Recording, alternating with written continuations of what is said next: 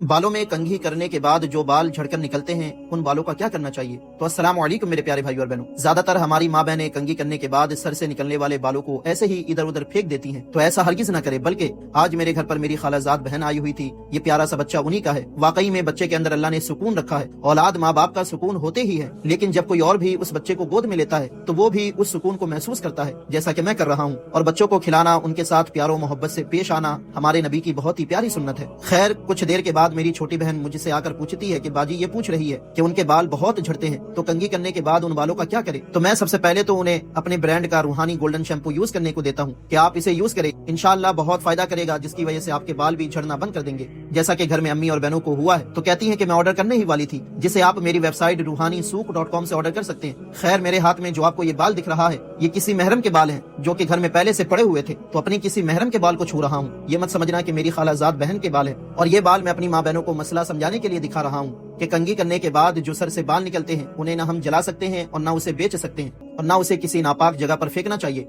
बल्कि बालों की कदर करना, उसकी इज्जत करना हम पर जरूरी है। तो अब इसका क्या करें? अगर दफन कर सकते हैं तो दफन करें, वरना किसी साफ सुथरी जगह पर फेंक दिया करें। लेकिन फेंकने से पहले इस चीज का ख्याल रखें कि औरतें अपने बालों को ऐसे ही ना फेंक दिया करें, बल्कि अपने बालों को काट कर फेंका करें, क्योंकि जादू टोना करने वाले और करवाने वाले आज बहुत से लोग मौजूद हैं। और अच्छे परहेजगार आमिलों का कहना है कि जड़ के बालों के जरिए जादू टोना करना मुमकिन है, और जब हम इसे काट कर फेंकेंगे तो बालों की जड़ खत्म हो जाती है। वरना वैसे भी औरतों के बालों का बहुत गलत इस्तेमाल किया जाता है। मेरी अम्मी जान बता रही थी कि जो घर से कचड़ा लेने आता है वो रोजाना हर किसी के कचड़े से बालों को चुन चुन कर अलग करता है और उसे जमा करके बेच देता है।